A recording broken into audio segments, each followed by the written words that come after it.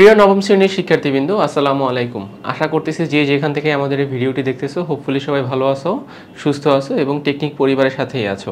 আমি কিন্তু যথারীতি তোমাদের সামনে উপস্থিত হয়েছি তোমাদের বিজ্ঞান বইয়ের সপ্তম অধ্যায়, যার শিরোনাম হচ্ছে রাসায়নিক বন্ধন। এই অধ্যায়ের আরও একটি স্পেশাল পর্ব নিয়ে। তো আমরা মোটামুটি লাস্ট পর্বে কিন্তু আয়নিক বন্ধন নিয়ে তোমাদের সাথে আলোচনা হয়েছে, অর্থাৎ আয়নিক বন্ধন কীভাবে গঠিত হয়, এখানে কে ইলেকট্রন ত্যাগ করে, কে ইলেকট্রন গ্রহণ করে, কেন ইলেকট্রন ত্যাগ করতেছে, কেন ইলেকট্রন গ্রহণ করতেছে, এই জাতীয় সকল কোশ্চেনের উত্তর আমি দেওয়ার চেষ্টা করেছি। তো আজকের পর্বে আমি তোমাদের সাথে আলোচনা করব সমযোজী বন্ধন, অর্থাৎ আমাদের যে রাসায়নিক বন্ধন আমি তোমাদেরকে বলেছিলাম যে 3 রকমের হয়ে থাকে। একটি হচ্ছে আয়নিক বন্ধন, একটি হচ্ছে সমযোজী বন্ধন এবং আরেকটি হচ্ছে ধাতব বন্ধন। সো আজকের পর্বে আমি তোমাদের সামনে সমযোজী বন্ধন উপস্থাপন করার চেষ্টা করব এবং সমযোজী বন্ধনে যাবতীয় যা কিছু আছে সেগুলো জাস্ট তোমাদের সামনে উপস্থাপন করা হবে আর কি। তো চলো আর দেরি না করে আমরা আমাদের যে মূল আলোচনা আমরা শুরু করি। আচ্ছা, তো দেখো, শুরুতে আমি সমযোজী বন্ধনের কয়েকটা কি পয়েন্ট এখানে নোট করার চেষ্টা করতেছি। ফার্স্ট অফ অল, সমযোজী বন্ধনে কারা অংশগ্রহণ করবে? দেখো এখানে লেখা হয়েছে যে দুটি অধাতব পরমাণু। আমি তোমাদেরকে চ্যাপ্টার 4-এ ধাতু এবং অধাতু চিনিয়েছিলাম যে ধাতু কারা, অধাতু কারা। তো অধাতুদের বেলায় কিন্তু আমরা সংজ্ঞাটা দুইভাবে দেই, যারা ইলেকট্রন গ্রহণ করে অথবা ইলেকট্রন শেয়ার করে। তো এই যে দেখো, শেয়ার কথাটা আসছে কিন্তু মূলত কোন জায়গা থেকে? সমযোজী বন্ধন এর থেকে আমরা ইলেকট্রন শেয়ারের কনসেপ্টটা নেই এবং এইটা অধাতুদের সংজ্ঞার সাথে যুক্ত করে দেওয়া হয়। তাহলে আমার প্রথম কাজ হচ্ছে আমাকে দুইটা অধাতব পরমাণু নিতে হবে।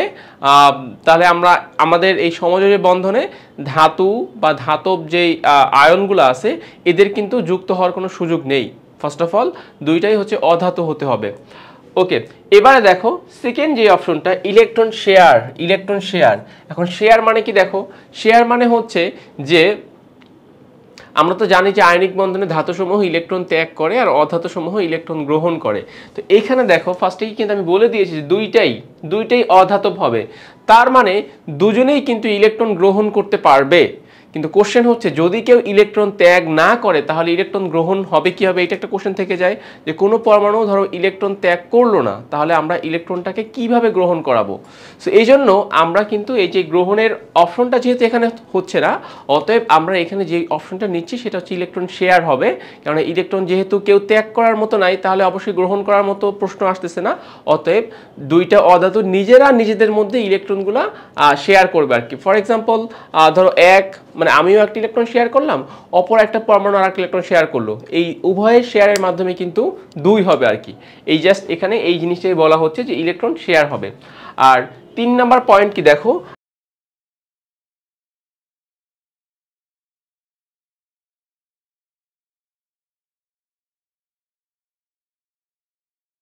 আমরা যেই কথাটা বলছিলাম যে রাসায়নিক বন্ধন গঠনের অন্যতম কারণ হচ্ছে বা অন্যতম রিজন হচ্ছে যে ইলেকট্রন শেয়ারের মাধ্যমে হোক বা ইলেকট্রন আদান প্রদানের মাধ্যমে হোক অষ্টক পূরণ করে স্থিতিশীল একটা অবস্থা পৌঁছানো আর কি। তো 3 নাম্বার কিন্তু আমরা ওই পয়েন্টটাই নোট করেছি যে অষ্টক পূরণ করবে এবং নিকটস্থ নিষ্ক্রিয় গ্যাসের কাঠামো অর্জন করবে। এই যে দেখো বললাম যে নিকটস্থ নিষ্ক্রিয় গ্যাসের কাঠামো অর্জন করবে, এই নিষ্ক্রিয় গ্যাসের কাঠামো অর্জন করা মানেই কিন্তু তারা এই অষ্টক পূরণ করার মাধ্যমে একটা স্থিতিশীল অবস্থায় যেতে চায়। তাহলে আমরা আয়নিক বন্ধনের সময় সেম কথা বলেছি যে ইলেকট্রন আদান প্রদানের মাধ্যমে তারা স্থিতিশীল অবস্থায় পৌঁছাবে এবং নিষ্ক্রিয় গ্যাসের কাঠামো অর্জন করবে। এবং এখন যে আমরা সমযোজী বন্ধন নিয়ে আলোচনা করব, এখানেও কিন্তু সেম জিনিসটাই হবে। হয়তোবা ইলেকট্রন আদান প্রদান হবে না, ইলেকট্রন শেয়ার হবে, বাট আমাদের উদ্দেশ্য সেম, যে এখনো আমি চাচ্ছি যে ইলেকট্রন শেয়ার করে আমরা যেন একটা নিষ্ক্রিয় গ্যাসের কাঠামো অর্জন করতে পারি। তা আমাদেরকে শুরুতেই এই 3টা বিষয় বা এই 3টা জিনিস আমাদেরকে মনে রাখতে হবে বা আমাদেরকে মাথায় রাখতে হবে। আচ্ছা, তাহলে আমরা ফার্স্টে কন্ডিশনগুলো বুঝে ফেললাম। এবারে আসো আমরা কয়েকটা এক্সাম্পল নিয়ে একটু আলোচনা করি যে সমযোজী বন্ধন বা সমযোজী বন্ধন দেখায় এরকম কয়েকটা যৌগ আমরা এখন আলোচনা করার চেষ্টা করব। শুরুতেই দেখাচ্ছি, দেখো যে আমাদের পরিচিত একটা গ্যাস, ক্লোরিন গ্যাস। ওকে, তো আমি জাস্ট তোমাদেরকে একটু লিখে বলি। জাস্ট এই যে আমরা এরকম লিখি না, Cl2, ক্লোরিন অণু বা ক্লোরিন গ্যাস যেটাই বলি না কেন, এই Cl2 কিন্তু সমযোজী বন্ধন প্রক্রিয়ার মাধ্যমে গঠিত হয়। তো আমি এখন তোমাদেরকে ওই জিনিসটাই বোঝানোর চেষ্টা করব যে আসলে Cl2 কিভাবে গঠিত হয় এবং এই Cl2 গঠনের মাধ্যমে আসলে লাভটা কি, বা এটার গঠনের ফলে আসলে উভয় পরমাণু কিভাবে উপকৃত হতে পারে, এই বিষয়গুলো জাস্ট তোমাদের সামনে আমি এখন উপস্থাপন করার চেষ্টা করতেছি। ওকে, সো আমি এটাকে মুছে দেই। সবার আগে দেখো, এইটা একটা ক্লোরিন পরমাণু, এইটা একটা ক্লোরিন পরমাণু। দুইটা ভিন্ন ভিন্ন ক্লোরিন পরমাণু বোঝানোর জন্য আমি কালার ব্যবহার করেছি। এটা হচ্ছে ব্ল্যাক আর এটা হচ্ছে রেড। তো দেখো, উভয় ক্লোরিন পরমাণুর সর্বশেষ কক্ষপথে কিন্তু তোমার 7টা ইলেকট্রন, 2 4 6 7। আবার এখানেও দেখো 2 4 6 7, 7টা ইলেকট্রন। আচ্ছা, তাহলে আমরা কি বলতে পারি, এদের কারোরই কিন্তু অষ্টক পরিপূর্ণ না, কারণ অষ্টক হওয়ার জন্য 8টা দরকার, এদের উভয়েরই কিন্তু একটা করে ইলেকট্রন ঘাটতি রয়েছে। তো এবার আমরা কি করব, ইলেকট্রন শেয়ার করাবো। তো মনে রাখবা, শেয়ারটা সবসময় এমন জায়গায় হবে যেই জায়গাতে শেয়ার করলে উভয় পরমাণু কি হতে পারে, বেনিফিটেড হতে পারে। এবং দেখো, এখানেও একটা, এখানেও একটা, তার মানে বাকিরা কিন্তু বেশ ভালোই আছে, দুইটা দুইটা দুইটা, বাস এটা জোড়ায় জোড়ায় আছে, দুইটা দুইটা দুইটা, এরাও জাস্ট মানে এরাও জোড়ায় জোড়ায় আছে। তাহলে সিঙ্গেল কে, এই পরমাণু সিঙ্গেল হচ্ছে এই ইলেকট্রনটা, আর এই পরমাণু সিঙ্গেল হচ্ছে এই ক্লোরিনের এই ইলেকট্রনটা। তো আমি এখন যেই কাজটা করব, আমি ফার্স্টে এদেরকে মিলিয়ে দিব, মানে দুইটা পরমাণুকে কি করব, কাছাকাছি এনে ওভারল্যাপ করব, একটা জায়গাতে আমি ওভারল্যাপ করব। আমাকে মনে রাখতে হবে যে আমি ওই জায়গাতেই ওভারল্যাপ করব যেই জায়গাতে তারা ইলেকট্রন শেয়ার করবে, যেই জায়গাতে তারা ইলেকট্রন শেয়ার করবে। তো দেখো, আমি এই যে যেখানে সিঙ্গেল ইলেকট্রন ছিল এই জায়গাতে, এবং এই ক্লোরিন পরমাণুটাকে একটু এদিকে এগিয়ে নিয়ে আসলাম, নিয়ে এসে ইলেকট্রনটা শেয়ার করে দিলাম। ওকে, তো শেয়ার করার ফলে আমার লাভটা কি হলো, দেখো লাভটা হচ্ছে এইটা, যে এবার এই যে ক্লোরিন পরমাণু আছে, এই যে আমরা ক্লোরিন পরমাণু দেখতে পাচ্ছি, আমি যদি এরকম ভাবে একটু দেখার চেষ্টা করি, আমার কাছে মনে হবে যে এই ক্লোরিন পরমাণুর সর্বশেষ কক্ষপথেও কয়টি ইলেকট্রন আছে, 8টা। কিভাবে দেখো, 2 4 6। এই দেখো, এই যে ব্ল্যাক ইলেকট্রন, অর্থাৎ আমার এই ক্লোরিন পরমাণু ইলেকট্রনটা, আমার কাছে মনে হবে যে এই দুইটা ইলেকট্রন ওর সর্বশেষ কক্ষপথে আছে, কেননা এই জায়গাটাতে কি হয়েছে, ওভারল্যাপ হয়েছে, বা একটার সাথে একটা মিলে গিয়েছে। তো মিলে যাওয়ার কারণে আমার কাছে মনেই হবে যে এই দুইটা ইলেকট্রন যেন ওর। আচ্ছা, গেল। আবার তুমি যখন ওর কথা চিন্তা করবা, তাহলে তুমি যদি ওর সর্বশেষ কক্ষপথের দিকে তাকাও, তাহলে কি হবে, ওর সর্বশেষ কক্ষপথ কোনটা, এই যে দেখো, ওর সর্বশেষ কক্ষপথ হচ্ছে এই যে এইটা, এই যে এইটা হচ্ছে ওর সর্বশেষ কক্ষপথ। তাহলে আমার কাছে তখন মনে হবে যে ওর সর্বশেষ কক্ষপথেও 8টা ইলেকট্রন আছে। দেখো 2 4 6, এবং এই দুইটাকে আমার কাছে মনে হবে যে এই দুইটা হচ্ছে ওর ইলেকট্রন। তাহলে সর্বোপরি আমি বলতে পারি যে আমার যে এই যে দুইটা ইলেকট্রন, এই দুইটি ইলেকট্রন আমি ওর বেলায়ও কাউন্ট করব, আবার ওর বেলায়ও কাউন্ট করব, অর্থাৎ ইলেকট্রনগুলো উভয় কিন্তু শেয়ারের মাধ্যমে উভয়ে এখন সর্বশেষ কক্ষপথের দিকে তাকালে মনে হবে যেন ওরও 8টা ওরও 8টা। তো অর্থাৎ 8টা 8টা কিন্তু আমাদের মানে হয়ে যাচ্ছে আর কি।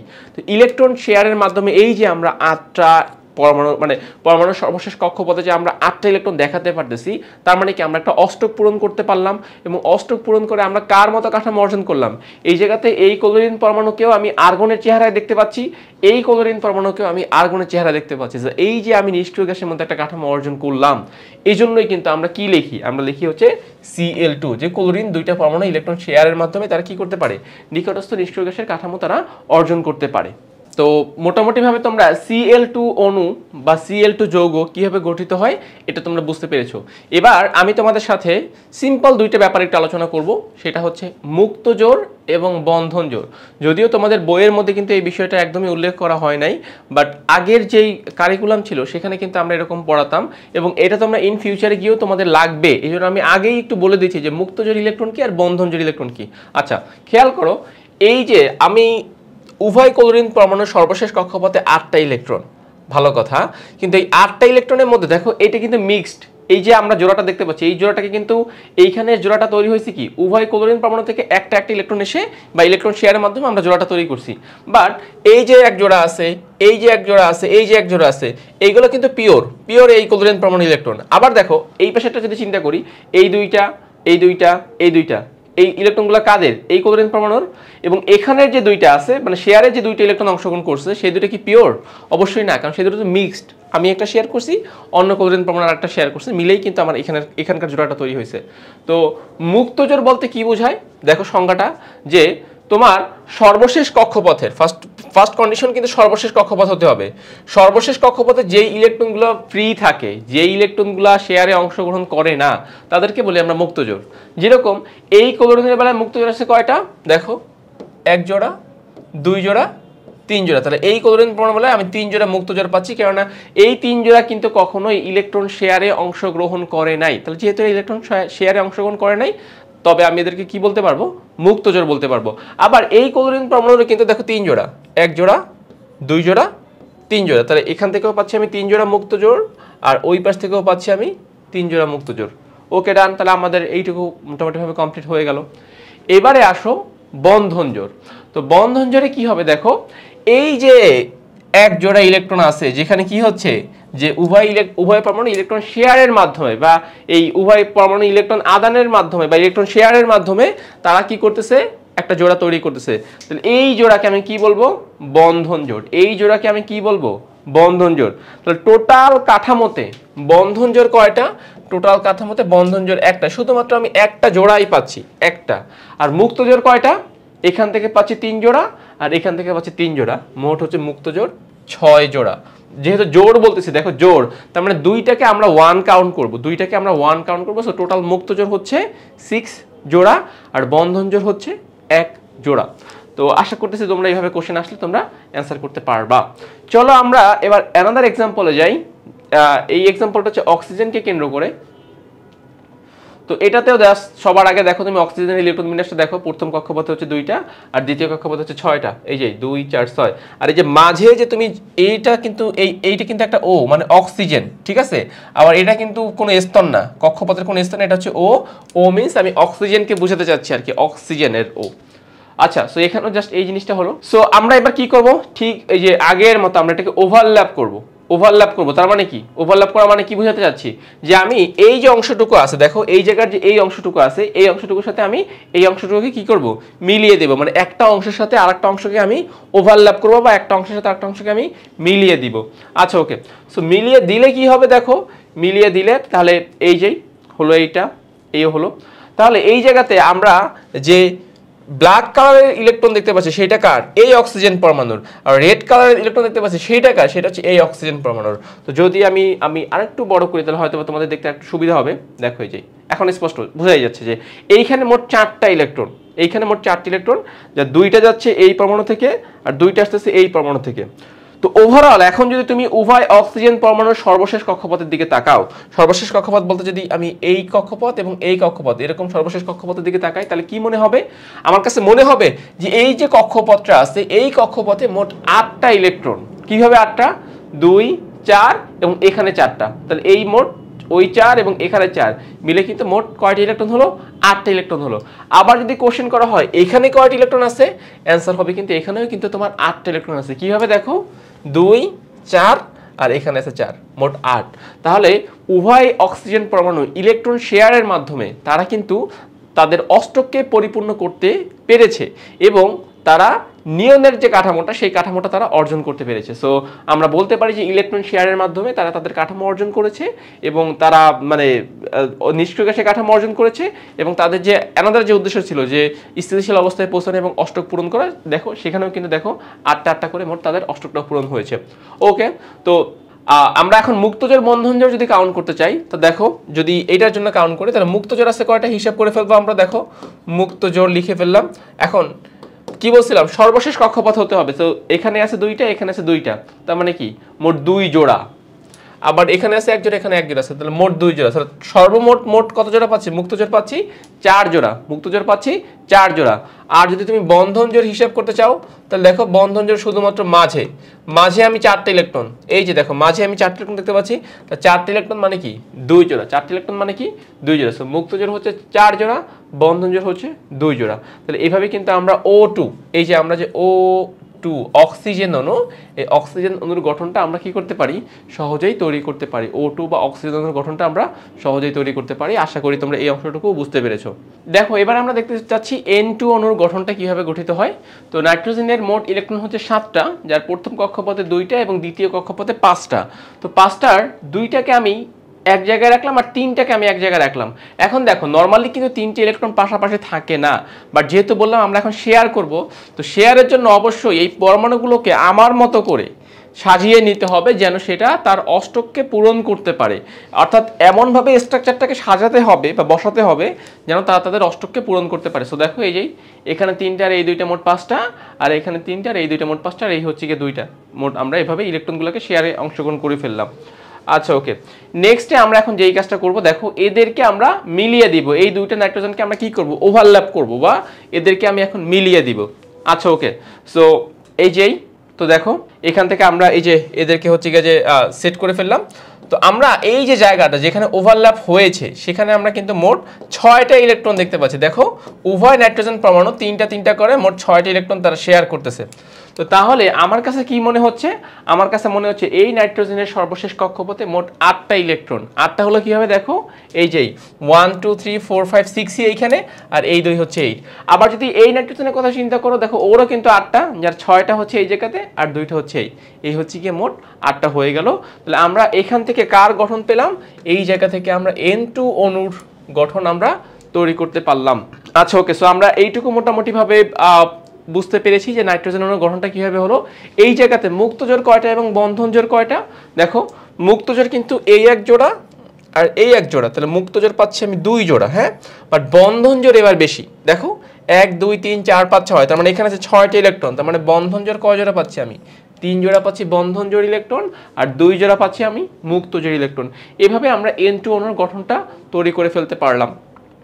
ওকে, আমি আরও কিছু এক্সাম্পল তোমাদের সামনে দেওয়ার চেষ্টা করব, বাট তার আগে আমরা একটু বইতে যাব আর কি, মানে বইয়ের যে পড়াগুলো আছে বা বইয়ের যে কনসেপ্টগুলো আছে আমরা সেগুলো একটু জাস্ট ক্লিয়ার করে আসবো। আচ্ছা জাস্ট দেখো, এবার আমি তোমাদেরকে জাস্ট তোমাদের বইয়ের যে অংশগুলো আছে সেই অংশগুলোকে একটু মানে মার্ক করে করে জাস্ট দিচ্ছি যে কোন কোন পয়েন্টটা আমরা এখানে ব্যাখ্যা করার চেষ্টা করব আর কি। আচ্ছা দেখো শুরুতেই কি বলছে যে অধিক, আচ্ছা এখানে জাস্ট একটা ব্যাখ্যা করতে, এখানে জাস্ট শুরুর অংশে তেমন কিছু বলে নাই, জাস্ট এইটুকুই বলছে যে অধিক আয়নীকরণ শক্তি হলে তারা সহজে কি করতে পারে না, ইলেকট্রন ত্যাগ করতে পারে না। আচ্ছা দেন নেক্সট পয়েন্টে আসো। আচ্ছা এখানে বলছে যে বরং একটি বা দুইটি গ্রহণের প্রবণতা দেখাবে। এই ক্ষেত্রে দুটি ক্লোরিন পরমাণু যখন নিজেদের কাছাকাছি আসবে তখন প্রত্যেকটি ক্লোরিন পরমাণু সর্বশেষ শক্তিস্তর থেকে একটি করে ইলেকট্রন এসে জোড়াবদ্ধ হয়, উভয় পরমাণুর ইলেকট্রন দুটি ভাগাভাগি করে নেবে। যে কথাটা তোমাদেরকে বলছিলাম যে ক্লোরিন পরমাণুর এক্সাম্পল যে দিয়েছিলাম যে তারা ইলেকট্রন কি করবে, ভাগাভাগি করে নেবে, এখানে কিন্তু তারা ইলেকট্রন সেই ভাগাভাগি করে নিচ্ছে। একে ইলেকট্রন কি বলা হয়, শেয়ারিং বলা হয়, এবং সমযোজী বন্ধন সবসময় ইলেকট্রন শেয়ারিং এর মাধ্যমে কিন্তু গঠিত হয়। আচ্ছা এরপরে দেখো এর পরবর্তী অংশে কি বলছে, দেখো যে ফলস্বরূপ দুটি ক্লোরিন পরমাণুই তাদের সর্বশেষ শক্তি স্তরে 8টি করে, তাদের সর্বশেষ শক্তি স্তরে 8টি করে ইলেকট্রন লাভ করে নিষ্ক্রিয় গ্যাসের ইলেকট্রন বিন্যাস অর্জন করবে। দুইটা ক্লোরিন পরমাণুই কিন্তু নিষ্ক্রিয় গ্যাসের ইলেকট্রন বিন্যাস অর্জন করবে, এবং যে কারণে দুটি ক্লোরিন পরমাণুই একে অপরের থেকে দূরে সরে যেতে পারবে না এবং এরা এক ধরনের বন্ধনে আবদ্ধ হবে। এ ধরনের বন্ধনকে সমযোজী বন্ধন বলে। অর্থাৎ যেহেতু এরা নিষ্ক্রিয় গ্যাসের মতো কাঠামো অর্জন করে ফেলবে, অতএব তারা কিন্তু একে অপর থেকে দূরে সরে যাবে না, তারা একে অপরের সাথে কি করবে, আবদ্ধ অবস্থায় থাকবে আর কি। আচ্ছা ওকে, এরপরে জাস্ট দেখো ওই যে আমরা যেটা বললাম যে ক্লোরিন পরমাণু, দেখো এই যে শেয়ার কিন্তু ইলেকট্রন এই জায়গাতে জাস্ট দেখাচ্ছে আর কি। তো এই যে ক্লোরিনের যে বন্ধনটা এটাকে বলা হয় সমযোজী একক বন্ধন। সমযোজী একক বন্ধন। কেন আমরা সমযোজী একক বন্ধন বলবো, কারণ এই জায়গাতে একটা একটা করে ইলেকট্রন শেয়ার হয়, অতএব আমরা এটাকে বলতে পারি সমযোজী একক বন্ধন। ওকে, নেক্সট পার্টটা দেখো, এই যে আমরা অক্সিজেনের বেলায় কিন্তু দেখো আমরা কিন্তু এটা কিন্তু গঠনটা অলরেডি বুঝে ফেলেছি। তো এই জায়গাতে বইয়ের ভাষায় তারা কি বলতে চাচ্ছে যে সমযোজী দ্বিবন্ধন। এখন দ্বিবন্ধন মানে কি, দ্বিবন্ধন দ্বারা কি বোঝাতে চাচ্ছে, নিজের অংশটুকু পড়ো। যখন বন্ধনে অংশগ্রহণকারী দুটি পরমাণুর প্রত্যেকটি থেকে দুটি করে, দেখো এই যে প্রত্যেকটা থেকে যখন দুটি করে ইলেকট্রন মিলে মোট দুটি ইলেকট্রন জোড় সৃষ্টি করে, তখন সেই বন্ধনকে আমরা বলি সমযোজী দ্বিবন্ধন। অর্থাৎ সহজ ভাষায় বলতে গেলে যদি তোমার বন্ধন জোড় হয় দুইটা, সমযোজী দ্বিবন্ধন। মুক্ত বন্ধন জোড় যদি হয় একটা, সমযোজী একক বন্ধন। বন্ধন জোড় যদি হয় তোমার তিনটা, সমযোজী ত্রিবন্ধন বলা হয় আর কি। তাহলে জাস্ট ওরা এই কথাটাই জাস্ট মেনশন করছে যে এই জায়গাতে আমরা 4টা ইলেকট্রন দেখতে পাচ্ছি, সো 4টি ইলেকট্রন বিধায় আমরা এটাকে সমযোজী দ্বিবন্ধন বলতে পারবো। এবং আমি কিন্তু নাইট্রোজেনেরও এক্সাম্পল দিয়েছিলাম, সো নাইট্রোজেনের এক্সাম্পলকে ওরা বলতে চাচ্ছে বা বইয়ের ভাষায় বলতে চাচ্ছে সমযোজী ত্রিবন্ধন। তো সমযোজী ত্রিবন্ধন মানে কি, এই যে তিনটি করে দেখো প্রত্যেকটা পরমাণু মোট 3টা করে ইলেকট্রন শেয়ার করবে, তার মানে মোট 3 জোড়া, এই জায়গাতে মোট 3 জোড়া ইলেকট্রন আমি দেখতে পাচ্ছি, বিধায় এটাকে আমরা কি বলবো, সমযোজী ত্রিবন্ধন। কেননা এখানে তোমার শেয়ারকৃত ইলেকট্রন হচ্ছে গিয়ে যে মোট 3 জোড়া, এভাবেও বলতে পারো। অথবা যদি আমি অপর ভাষায় বলতে চাই যে এই জায়গাতে কিন্তু 3 জোড়া ইলেকট্রন শেয়ার হয়েছে, যেহেতু 3 জোড়া ইলেকট্রন শেয়ার হয়েছে অতএব এই পুরা যে বন্ধনটুকু আছে এই পুরো বন্ধনটুকুকে আমরা সমযোজী ত্রিবন্ধন বলতে পারবো। তো আমি তোমাদের সাথে যে বেসিক পয়েন্টটুকু আলোচনা করেছি এবং সেই আলোচনার সাপেক্ষে কিন্তু তোমাদের যে বইয়ের যে অংশগুলো আছে এই অংশগুলো তোমাদের সাথে তোমাদেরকে সুন্দরভাবে উপস্থাপন করা হলো।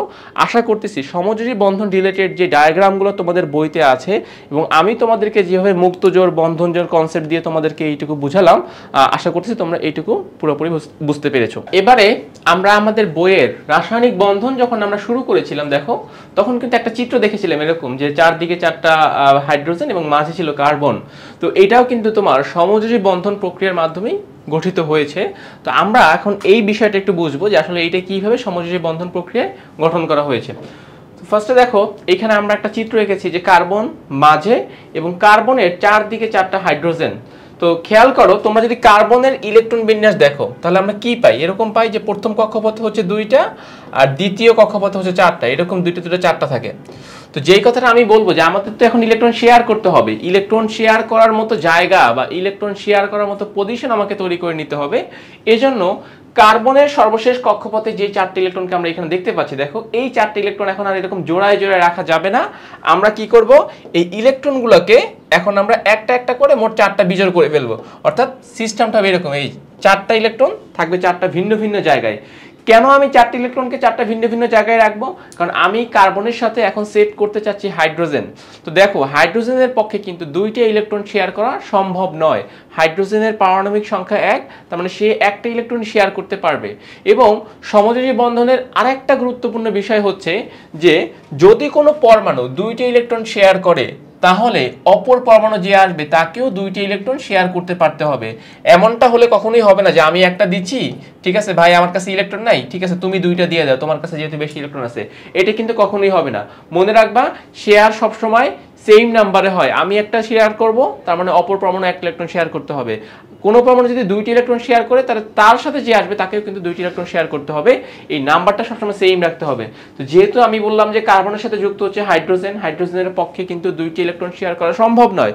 অতএব আমরা কার্বনের ইলেকট্রনগুলোকে এরকম ভাবে কি করে ফেলবো, বিজোড় বা একক ইলেকট্রন করে ফেলবো। দেন আমি এই যে এই কার্বনের একক ইলেকট্রনগুলোর সাথে আমি 4টা হাইড্রোজেনকে সেট করলাম। প্রত্যেকটা হাইড্রোজেনের একটা করে ইলেকট্রন ওই একক ইলেকট্রনের সাথে আমরা বসিয়ে দিব। তার মানে তোমরা এইখানে যে ইলেকট্রনগুলো দেখতে পাচ্ছ বা ইলেকট্রন জোড় দেখতে পাচ্ছ, একটা আসতেছে কার্বন থেকে আর একটা আসতেছে হাইড্রোজেন থেকে, একটা আসতেছে কার্বন থেকে আর একটা আসতেছে হাইড্রোজেন থেকে, একটা আসতেছে কার্বন থেকে আর একটা আসতেছে হাইড্রোজেন থেকে। এইভাবে করেই কিন্তু আমরা পুরো মিথেনের যে স্ট্রাকচারটা, এই মিথেনের স্ট্রাকচারটা আমরা গঠন করতে পারি এবং এটা কিন্তু সমযোজী বন্ধন প্রক্রিয়ায় গঠিত হয়। তাহলে মিথেন গঠনের মধ্যে কার্বনের বেনিফিটটা কি দেখো, কার্বনের যদি আমরা সর্বশেষ কক্ষপথের দিকে তাকাই তাহলে আমরা কয়টা ইলেকট্রন দেখতে পাচ্ছি দেখো তো, 2, 4, 6, 8। এবং আমরা বলছিলাম যে কোনো একটা পরমাণুর সর্ববহিস্থ স্তরে কি চাই, তারা তাদের অষ্টককে পূরণ করতে চায় এবং অষ্টককে পূরণ করতে চায় বিধায় কিন্তু তারা এই 8টা ইলেকট্রন দেখাচ্ছে আর কি, 8টা ইলেকট্রন দেখাচ্ছে। আচ্ছা, তো আশা করতেছি মিথেনের এই গঠনটা তোমরা বুঝতে পেরেছো এবং প্রত্যেকটা হাইড্রোজেন কিন্তু হিলিয়ামের মতো কাঠামো। দেখো হাইড্রোজেনের পক্ষে কিন্তু অষ্টক হওয়া সম্ভব নয়। কেন? কারণ হাইড্রোজেনের ইলেকট্রন একটা। এখন তুমি তাকে অষ্টক গঠন করবা কিভাবে, তাকে কি 7 ইলেকট্রন দিবা? এটা কি কোনোদিন সম্ভব? অবশ্যই না। হাইড্রোজেন কি করবে, ইলেকট্রন শেয়ার করে তার নিকটবর্তী যে নিষ্ক্রিয় গ্যাস হিলিয়াম, এই হিলিয়ামের মতো সে কাঠামো অর্জন করবে। তো হিলিয়ামের সর্বশেষ কক্ষপথে ইলেকট্রন থাকে কয়টা, 2টা। তার মানে এখানে দেখো আমরা কি প্রত্যেকটা হাইড্রোজেনের কক্ষপথের শেষে আমরা কয়টা করে ইলেকট্রন দেখতে পাচ্ছি, 2টা। আর কার্বনে দেখতে পাচ্ছি আমরা 4টা। এইভাবেই কিন্তু সমযোজী বন্ধন প্রক্রিয়ায় মিথেন অণু গঠিত হয়। তো শিক্ষার্থীরা, তোমাদের সাথে এতক্ষণ যাবত আমি কিন্তু সমযোজী বন্ধন কিভাবে গঠিত হয়, কেন ইলেকট্রন শেয়ার হয়, ইলেকট্রন শেয়ারের মাধ্যমে আসলে কে কে বেনিফিটেড হয়, আচ্ছা, এবং যাবতীয় যে প্রশ্নগুলো ছিল সেগুলোর উত্তরই কিন্তু আমি আলোচনা করার চেষ্টা করেছি। আশা করতেছি তোমরা এইটুকু খুব সুন্দরভাবে বুঝতে পেরেছো। সো আজকের পর্বটি আমি এখানেই শেষ করতেছি। নতুন কোনো পর্ব নিয়ে আবার আমি তোমাদের সামনে উপস্থিত হব। ততক্ষণ পর্যন্ত সবাই ভালো থাকো, সুস্থ থাকো, টেকনিক ইজি এডুকেশনের সাথেই থাকো।